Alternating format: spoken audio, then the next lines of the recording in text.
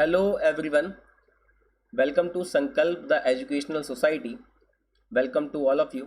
मैं चांद कुरैशी और आज फिर से हम आए हैं एक नई वीडियो लेकर, क्योंकि कोविड के टाइम क्लासेस जो हैं हमारी वो हो नहीं पा रही हैं।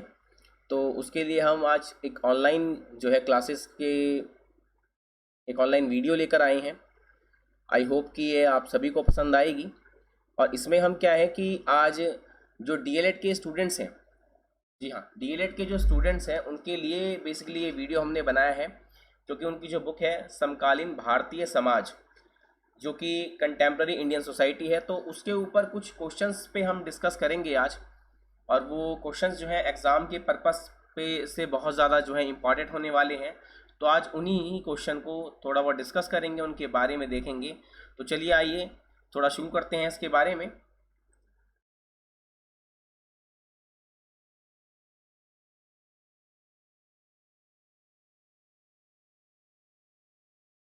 सबसे पहला जो क्वेश्चन है हमारा वो यहाँ पर आ रहा है कि भारतीय संविधान की धारा 30 में शिक्षा के विषय में क्या प्रावधान किए गए हैं। जी हाँ, अगर हम भारतीय संविधान की बात करते हैं तो उसमें धारा 30 जो है वो शिक्षा के विषय में क्या बातें बताती हैं, या संविधान की धारा जो 30 है उसमें शिक्षा के विषय में विषय पर निबंध लिखिए, या धारा 30 द्वारा अल्पसंख्यकों को क्या अधिकार दिए गए हैं। तो यहाँ पे बात अल्पसंख्यकों की आती है, और बेसिकली आप सभी को बताना चाहूँगा कि अल्पसंख्यक होते कौन हैं। दोस्तों, अल्पसंख्यक वो होते हैं जिनकी संख्या कम होती है। और अगर हम भारत में बात करें तो भारत में आप सभी को पता होगा कि जो अल्पसंख्यक लोग हैं वो कौन कौन से रिलीजन में आते हैं।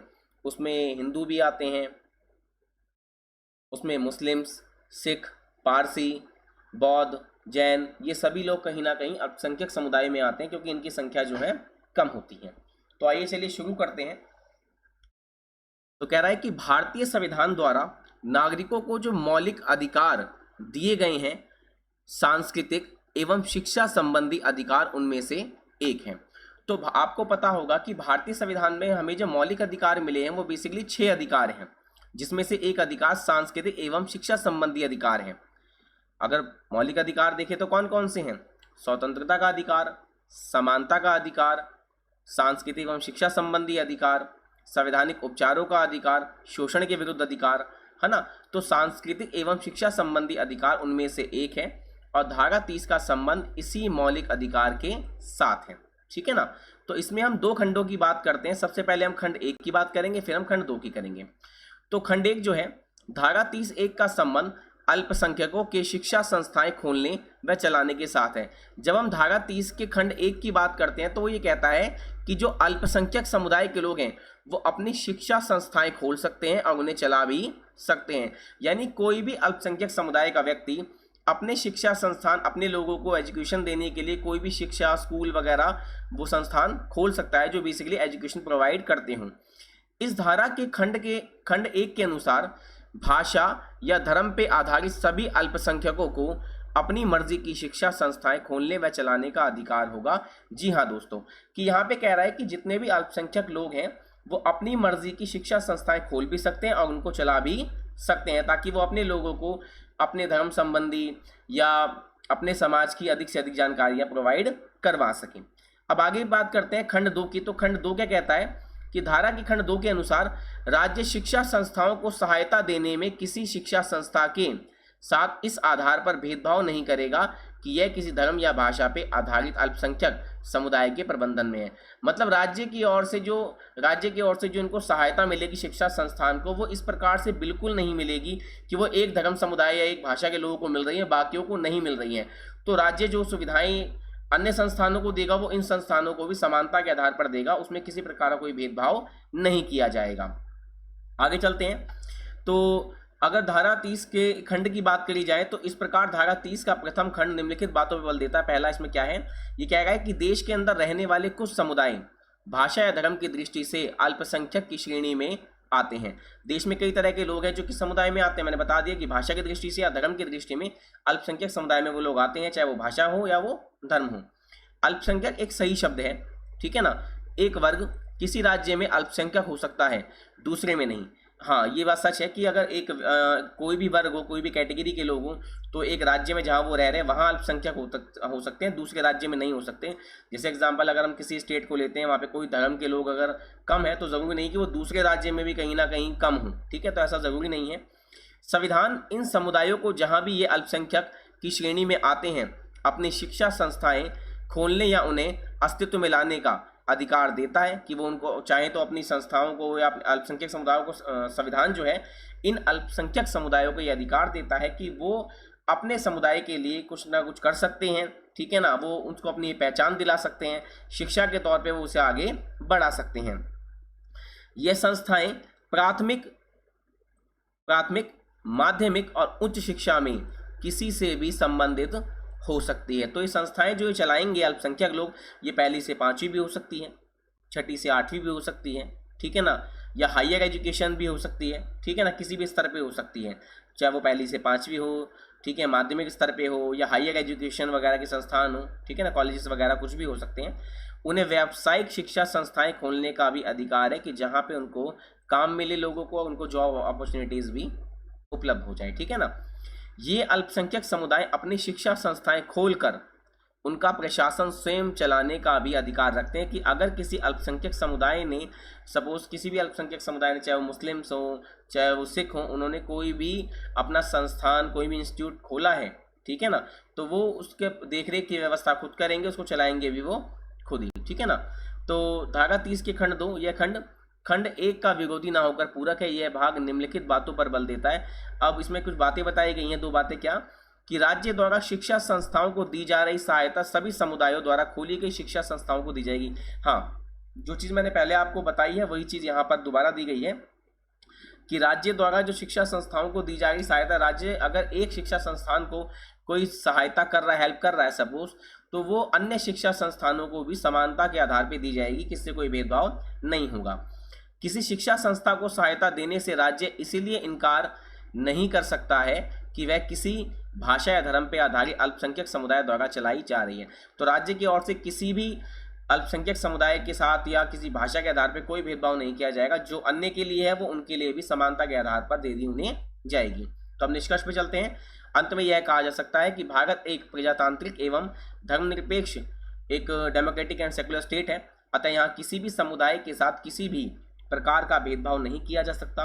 इसी आधार पर संविधान की धारा 30(1) व 30(2) भाषाई एवं धार्मिक अल्पसंख्यक समुदाय के लोगों को अपनी शिक्षा संस्थाएं खोलने, चलाने व राज्य से सहायता प्राप्त करने का अधिकार देती है। ठीक है ना दोस्तों, तो ये आपको समझ में आया होगा। पहला क्वेश्चन इजीली है, बिल्कुल काफ़ी इजी दे रखा है इसमें।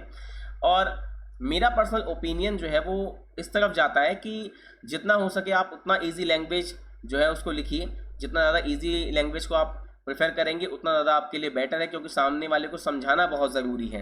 ठीक है ना, ऐसा नहीं है कि आप कहीं लिखते ही जाएं, लेकिन लिखने का एक मकसद होता है कि भाई सामने वाले को हमें समझाना है कि हम लिख क्या रहे हैं। तो आपके वर्ड्स जो है बेसिकली वो एक अच्छी लैंग्वेज में हो ताकि सामने वाले को पढ़ने में भी मज़ा आ जाए। ठीक है ना, तो चलिए आइए बढ़ते हैं अपने अगले क्वेश्चन की तरफ। तो अगला क्वेश्चन हमारा क्या कह रहा है कि असमान स्कूल प्रणाली क्या है, इस प्रणाली की आवश्यकता तथा महत्व का वर्णन कीजिए। असमान स्कूल प्रणाली क्या है? अब असमान स्कूल प्रणाली की बात करें तो डिफरेंशियल स्कूल सिस्टम होता है बेसिकली। तो इसमें विशिष्ट शिक्षा से आप क्या समझते हैं, इसको ये भी हम कह सकते हैं। और विशिष्ट शिक्षा की आवश्यकता तथा महत्व का वर्णन कीजिए। कह रहा है असमान स्कूल जो प्रणाली है उसका अर्थ विशिष्ट शिक्षा, विशेष शिक्षा से है, जहाँ भिन्न भिन्न यानी कि अलग अलग आवश्यकता वाले बच्चों को असमान प्रणाली द्वारा, ठीक है ना, डिफरेंशियल एक स्कूल सिस्टम के द्वारा शिक्षा प्रदान की जाती है। ठीक है ना, इसको आगे थोड़ा सा हम नीचे देख लेते हैं एक बार, यहाँ से सीधे पढ़ते हैं। ये रहा विशिष्ट शिक्षा का अर्थ क्या है।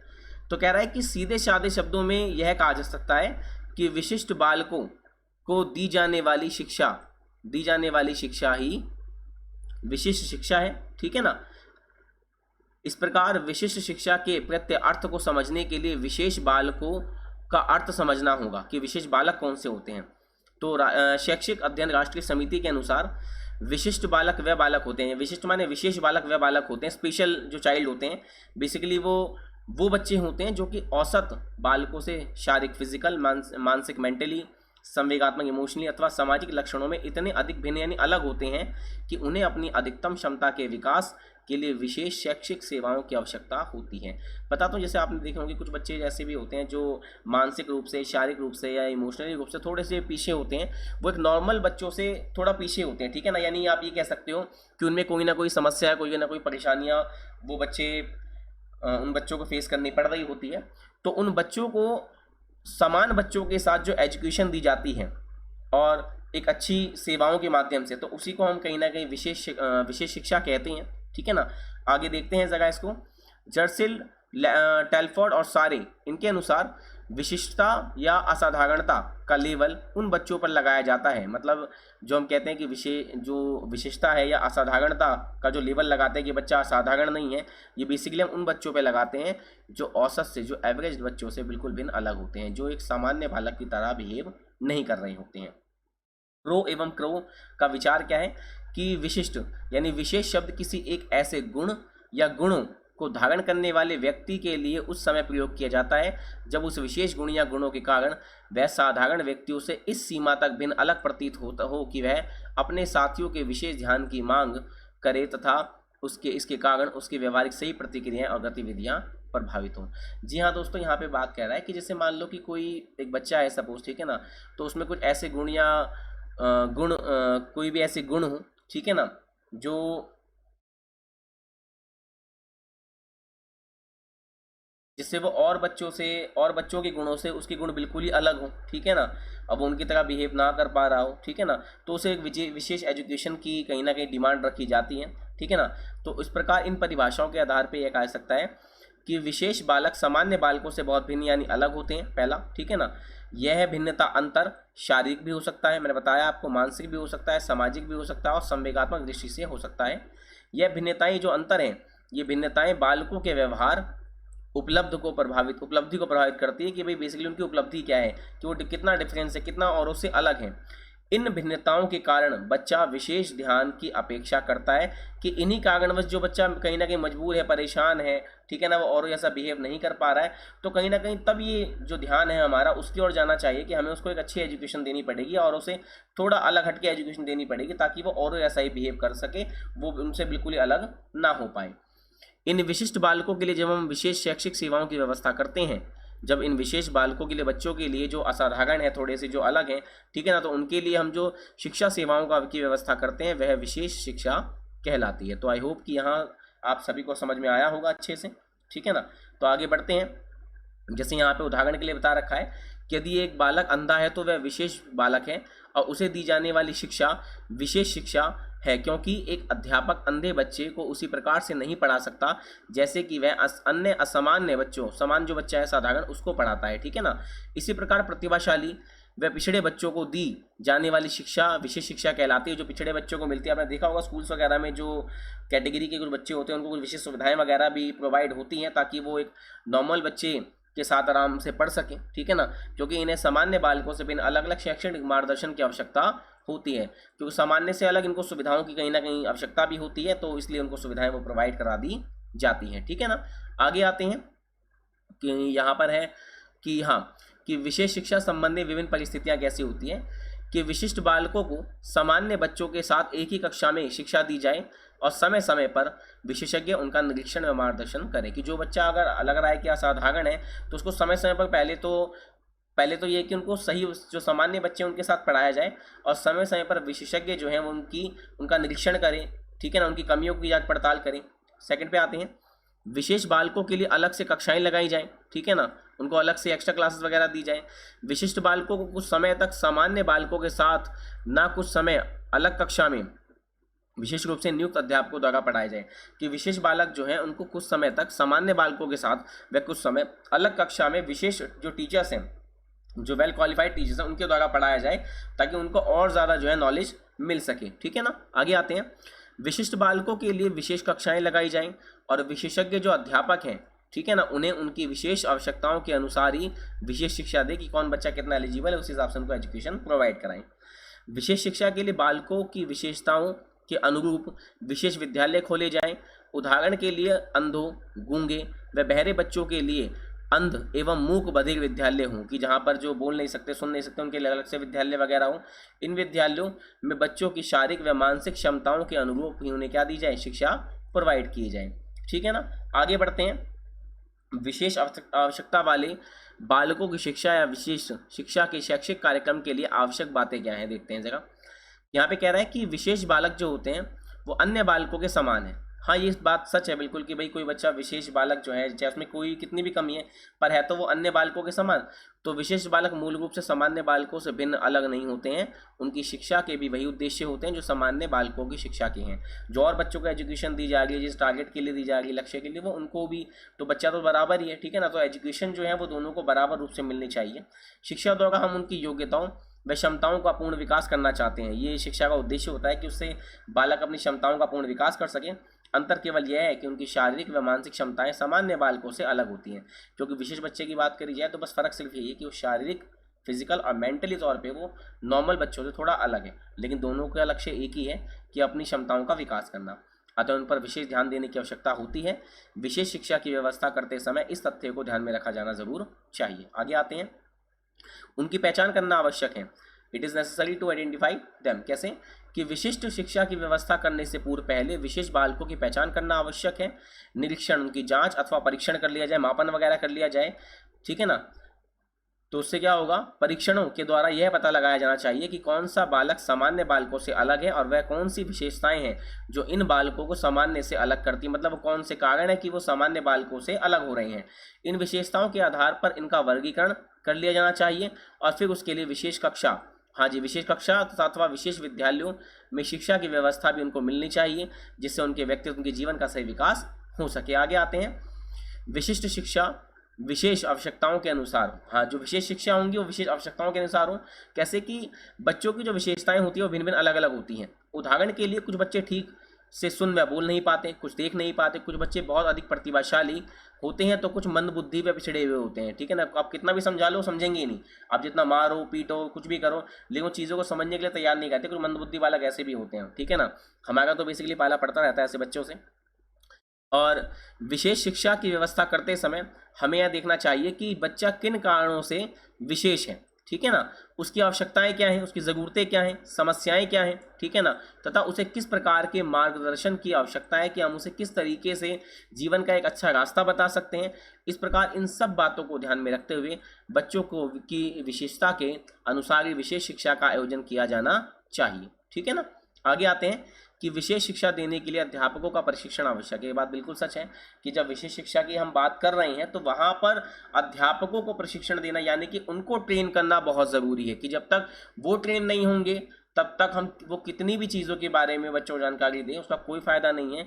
क्योंकि एक वेल ट्रेन टीचर ही एक अच्छी एजुकेशन बच्चों को प्रोवाइड करवा सकता है। ठीक है ना। तो टीचर को प्रशिक्षण प्राप्त करना बहुत ज़रूरी है, यानी कि ट्रेनिंग बहुत ज़्यादा ज़रूरी है। तो विशिष्ट बच्चे जो हैं सामान्य बच्चों से भिन्न अलग होते हैं, अतः उनको शिक्षा देने के लिए अध्यापक में विशेष कौशल, एक गुण की आवश्यकता होती है। सफल शिक्षण, एक अच्छे एजुकेशन के लिए उन अध्यापकों में पर्याप्त सही धैर्य हो, ठीक है ना, आत्मविश्वास और कॉन्फिडेंस हो। ठीक है। यही नहीं, उन्हें उन विशेष मनोवैज्ञानिकों की शिक्षण विधियों को भी जानकारी होनी चाहिए, जिससे उन बच्चों की योग्यताओं का सही विकास हो सके। अतः विशिष्ट शिक्षा से जुड़े अध्यापकों के प्रशिक्षण की व्यवस्था होनी चाहिए।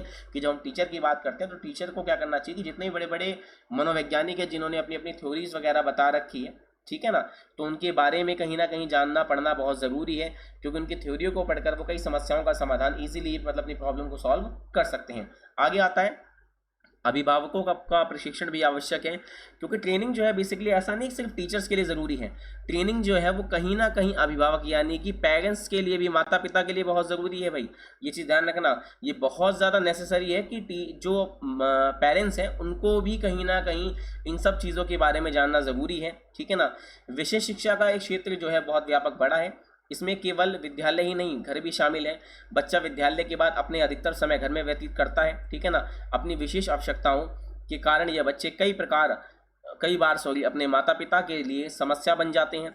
अतः अभिभावकों, जो पेरेंट्स हैं, माता पिता हैं, उनको यह पता होना चाहिए कि इन बच्चों के साथ कैसा व्यवहार किया जाए और कैसे उनका मार्गदर्शन किया जाए, उनको कैसे गाइड किया जाए। उनके लिए माता पिता का भी प्रशिक्षण आवश्यक है, जिससे वे अपने बच्चे की योग्यताओं को सही विकास में अपना यथासंभव जितना हो सके योगदान दे सकें। ठीक है ना। आगे आता है विशेष शिक्षा सर्वत्र यानी हमेशा उपलब्ध होनी चाहिए। विशेष शिक्षा हमेशा समय समय पर मिलती रहनी चाहिए, क्योंकि ये हर किसी के लिए एवरीवन चाहे कोई भी हो, ठीक है ना, हर किसी के लिए ज़रूरी है, ठीक है ना। तो विशेष बालक गांव में भी हो सकते हैं, ठीक है ना, और शहर में भी हो सकते हैं। अतः इनकी शिक्षा की व्यवस्था भी दोनों जगह होनी चाहिए कि स्कूल और शहर दोनों जगह ऐसी चीज़ें उनको मिलनी चाहिए। एजुकेशन बहुत ज़रूरी है उनके लिए।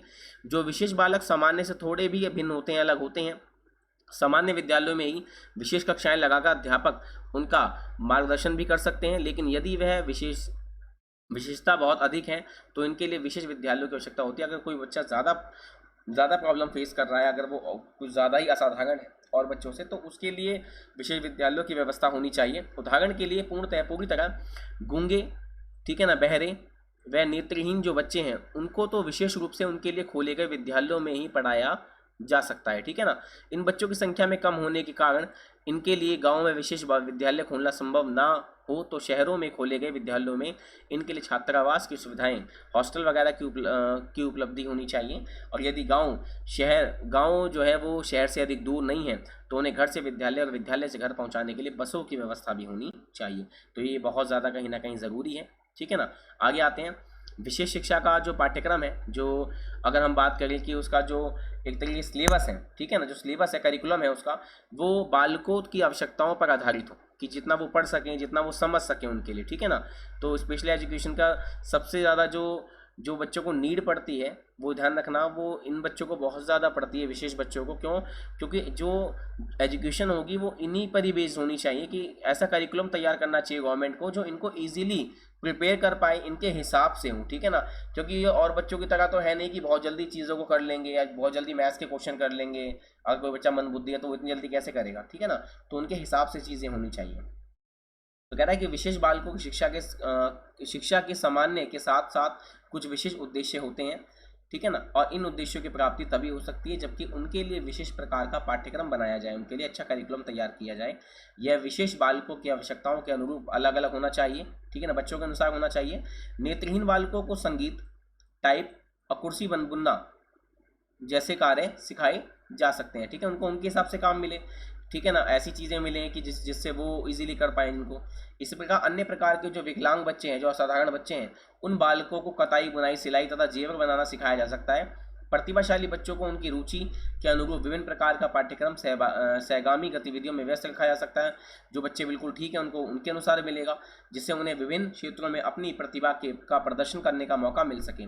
इस प्रकार यदि उपयुक्त सही बातों को ध्यान में रखकर विशेष शिक्षा का आयोजन किया जाए तो निश्चित रूप से इनके व्यक्तित्व, इनके जीवन का सही विकास करने में सफलता इनको मिलेगी। विद्यालय, परिवार एवं समुदाय का सहयोग इन बालकों के संबंधित समस्याओं का समाधान करने में सहायक सिद्ध होगा, ठीक है ना। अब आगे थोड़ा सा देखते हैं विशेष शिक्षा की आवश्यकता व महत्व है, और इसमें अगर एक मिनट को देख लेते हैं कितने पॉइंट्स हैं इसके भी थोड़े 7-8 पॉइंट्स हैं, तो कर लेते हैं, कोई दिक्कत नहीं, ठीक है ना। देखते हैं तो विशेष शिक्षा की आवश्यकता और महत्व क्या है। जब विशेष शिक्षा की बात की जाती है तो विशेष बालकों की जन्मजात योग्यताएं पूर्ण विकास के लिए, विशेष बालकों की जन्मजात योग्यताओं के पूर्ण विकास के लिए उनको विशेष शिक्षा दी जाती है ताकि वो अपने जीवन का सही विकास कर सके। प्रत्येक बालक चाहे वह सामान्य हो या विशेष, उनमें कुछ जन्मजात गुण या विशेषताएं होती हैं।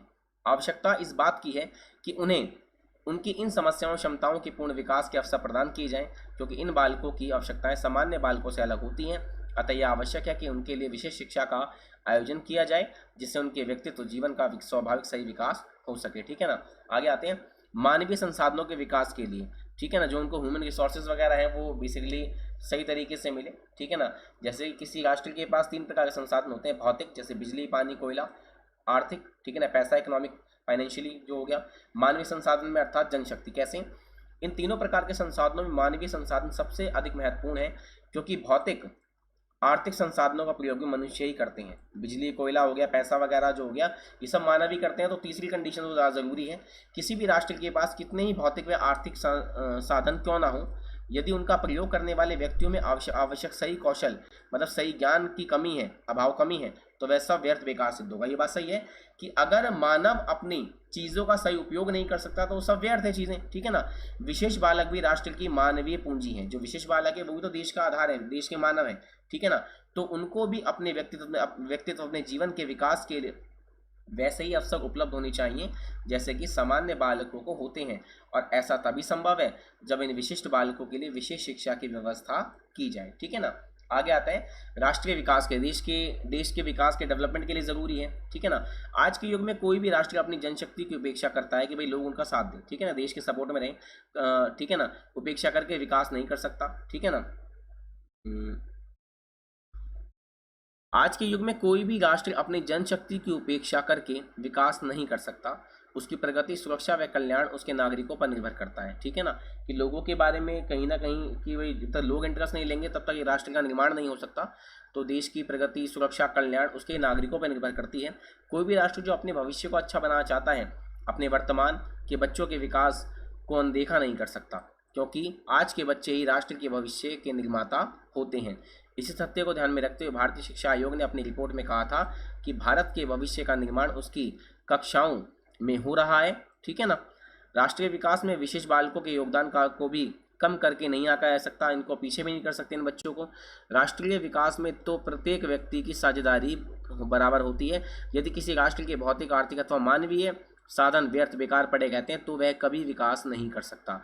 साधनों की व्यर्थता, साधनों का बेकार होना किसी भी विकासशील राष्ट्र के लिए अभिशाप है। तो साधन कभी खराब नहीं होने चाहिए। हमें चलते हैं उदाहरण के लिए, यदि प्रतिभाशाली बच्चों की ओर विशेष ध्यान ना दिया जाए, उनके लिए विशेष शिक्षा की व्यवस्था ना की जाए, तो देश उनकी योग्यताओं का लाभ प्राप्त करने से वंचित पीछे रह जाता है, क्योंकि इन्हीं थोड़ी थोड़ी सी संख्या वाली प्रतिभाशाली बच्चों पर राष्ट्र का भविष्य निर्भर करता है। ठीक है ना। इसी प्रकार बच्चे चाहे विकलांग हो, ठीक है ना, हैंडीकैप्ड हो, कहीं कोई परेशानी हो, या पिछड़े हुए हों, ठीक है ना, उनका विकास ना हुआ हो, तो उन सब में कुछ ना कुछ योग्यताएं अवश्य होती हैं। ठीक है ना। जैसे आपने कहानी सुनी होगी द्रोणाचार्य एकलव्य की, कि भाई द्रोणाचार्य जो था वो पिछड़े एक कहीं ना कहीं कास्ट से था, और द्रोणाचार्य ने उसको कहीं ना कहीं शिक्षा नहीं दी थी। ठीक है ना, कि भाई वो निजी कास्ट है, लेकिन कहीं ना कहीं उसमें एक योग्यता थी, कौन सी, धनुष शिक्षा की एक बहुत अच्छी योग्यता थी। तो ऐसे ही कुछ बच्चे होते हैं, चाहे वह विकलांग हो या पिछड़े हो, तो उनमें कोई ना कोई एक योग्यताएं अवश्य होती हैं जिनका विकास करके राष्ट्र को योग्य नागरिक एवं कुशल एक अच्छी जनशक्ति प्रदान की जा सकती है, उनको देश का एक बेहतर नागरिक बनाया जा सकता है। अतः इनके लिए विशेष शिक्षा का होना बहुत क्या है, आवश्यक है। कल्याणकारी राज्य के लक्ष्य को प्राप्त करने के लिए बहुत जरूरी है। अब जैसे कि भारत है वो एक कल्याणकारी राज्य है जो विकास कर रहा है, तो उसको आगे बढ़ाने के लिए हमें इन बच्चों को भी कहीं ना कहीं साथ लेकर चलना है। आज लगभग सभी विकासशील राष्ट्र कल्याणकारी राज्य की स्थापना के लिए प्रयत्नशील हैं, आगे बढ़ रहे हैं। एक कल्याणकारी राज्य की जिम्मेदारी होती है कि वह प्रत्येक व्यक्ति को, चाहे वह सामान्य है या विशेष, अपनी क्षमताओं के अधिकतम विकास के अवसर प्रदान करे, कि वो अपनी क्षमता के अनुसार विकास कर सकें और व्यक्ति के विकास के मार्ग में आने वाली सभी बाधाओं, रुकावटों को दूर कर सके। इस दृष्टि से विशेष शिक्षा बहुत क्या होती है, महत्वपूर्ण होती है। आगे आते हैं प्रजातंत्र की सफलता के लिए। प्रजातंत्र की सफलता आदर्श अच्छे नागरिकों पर निर्भर करती है। प्रजातंत्र में आदर्श एक अच्छे नागरिक से अर्थ उनसे है जो अपने अधिकारों व कर्तव्यों के प्रति सचेत हों। दूसरे शब्दों में, प्रजातंत्र की सफलता के लिए जनता का प्रबुद्ध, एक या सचेत, एक्टिव होना बहुत जरूरी है, क्योंकि ऐसा जनमत ही राष्ट्र का, मतलब एक ऐसी जनता ही देश का नेतृत्व योग्य हाथों में सौंपने को समर्थ होती है, जिससे राष्ट्रीय विकास को बल मिलता है। ठीक है ना। तो जनता भी क्या करती है कि ऐसे योग्य नेताओं के हाथों में देश को सौंपती है, जो व्यक्ति क्या होता है, बहुत ही ज़्यादा बेटर होता है, ठीक है, समर्थ होता है देश को चलाने के लिए। ठीक है, उससे देश के विकास को बल मिलता है। जैसे अभी क्या है कि देश में अच्छे अच्छे लीडर्स हैं, ठीक है ना, और हमारे देश के प्रधानमंत्री नरेंद्र मोदी हैं, तो कहीं ना कहीं जनता को उन पर बहुत ज़्यादा भरोसा है, ठीक है ना, कि वो योग्य हैं, तो उनके हाथों में कहीं ना कहीं देश को सौंप रखा है। ठीक है ना। और जनमत को सचेत सही बनाने का कार्य शिक्षा ही करती है, क्योंकि विशेष बालकों का मत भी सामान्य बालकों की तरह ही महत्वपूर्ण है। तो किसी भी जनता को जो सचेत करती है, जागरूक करती है, वो एजुकेशन करती है। ठीक है ना। तो जिस तरह सामान्य बालक जो है वो महत्वपूर्ण है हमारे जीवन में, तो विशेष बालकों का भी कहीं ना कहीं महत्व है, उनके विचार भी बहुत ज़रूरी है। तो उनकी शिक्षा भी उनकी ही तरह आवश्यक है, जिससे प्रजातंत्र को सफल बनाया जा सकता है। आगे आता है शैक्षिक अवसरों की समानता के लिए। विशेष शिक्षा शैक्षिक अवसरों की समानता की दृष्टि से भी आवश्यक है। भारत की नई शिक्षा नीति में भी शैक्षिक अवसरों की समानता पर बल दिया गया है।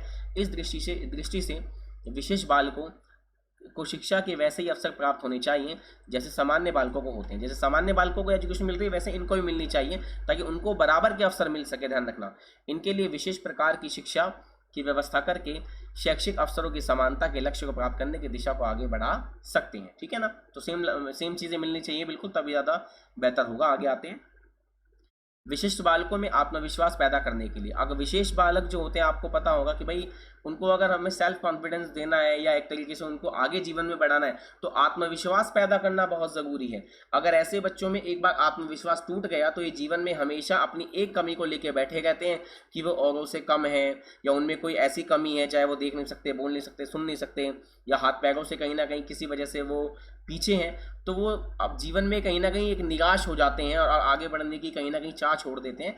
तो ऐसे बच्चों में आत्मविश्वास पैदा करना बहुत ज़रूरी है।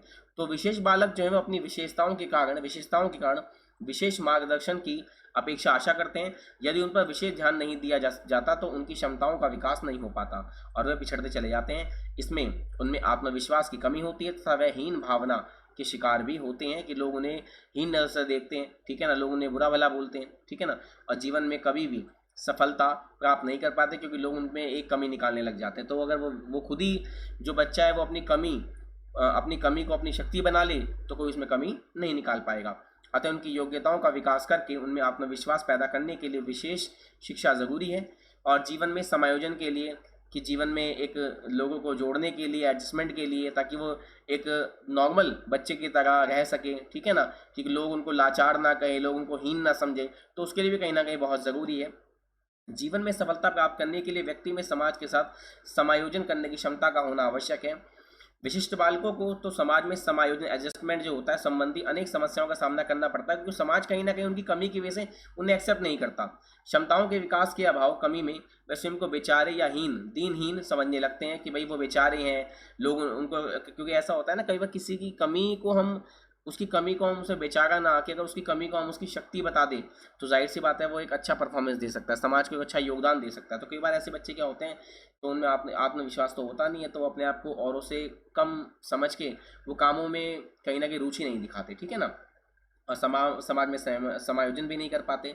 तो उनके लिए विशेष शिक्षा की व्यवस्था करके उन्हें बेचारगी या दीनता से, कि जो लोग उन पर रहमदिली दिखाते हैं, रहमदिली वगैरह, तो उनके एहसास से बचाया जा सकता है, जिससे वह समाज में समुचित सही समायोजन, एडजस्टमेंट कर अच्छा जीवन भी जी सकते हैं, ठीक है ना। इस प्रकार स्पष्ट है कि विशेष शिक्षा व्यक्ति एवं राष्ट्र दोनों के विकास के लिए आवश्यक है। तो यहाँ पर हमने आज अपने 2 क्वेश्चन कवर करे हैं कि, और मैं आशा करता हूँ कि आपको ये अच्छे से समझ में भी आ गए होंगे। तो जैसा भी आपका फीडबैक है, ठीक है ना, अभी ये पहली क्लास है और मैं पहली बार ये क्या नाम है इनका यूज़ कर रहा हूँ, ठीक है ना, PDF वगैरह के थ्रू पढ़ा रहा हूँ। तो अगर आपको जो भी कमी लगती है तो आप उसको थोड़ा कोई नहीं बताइए आराम से, और ठीक है, और वीडियो को जितना हो सके लोगों को शेयर कीजिए, बताइए इसके बारे में, ठीक है ना। तो हम भी आशा करते हैं कि आपको ये वीडियो अच्छे से समझ भी आई होगी, ठीक है ना। तो इसमें कमेंट कीजिए और बताइए वीडियो कैसी लगी आपको, और जो भी कमियाँ होंगी, ठीक है ना, उसको हम आगे कहीं ना कहीं होने नहीं देंगे, ठीक है। तो आज के लिए बस इतना ही, ठीक है, मिलते हैं अगली वीडियो में, अगली क्लास में, ठीक है। धन्यवाद, थैंक यू।